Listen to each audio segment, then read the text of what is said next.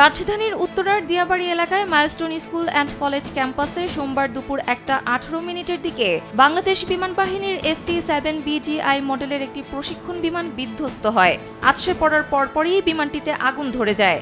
বিমানটিতে flight lieutenant Tauqir একাকী আকাশে উড়েছিলেন।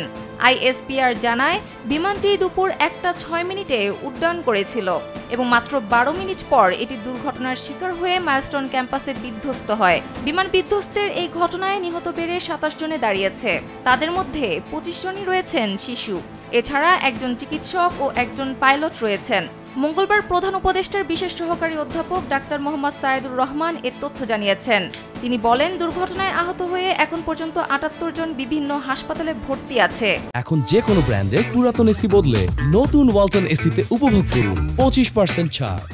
তাদের মধ্যে 5 জনের অবস্থা আশঙ্কাজনক। তারা আইসিইউতে রয়েছেন। এর মধ্যে 2 জন বার্ন ইউনিটে ভেন্টিলেশনে রয়েছেন। তিনি আরও বলেন, দুর্ঘটনার শিকারদের মধ্যে অনেক শিশুর বয়স 12 বছরের নিচে রয়েছে। তাদের বেশিরভাগেরই শরীরের বড় একটি অংশ দগ্ধ হয়েছে। তাদের জন্য সর্বোচ্চ চেষ্টা চালিয়ে যাচ্ছেন তারা।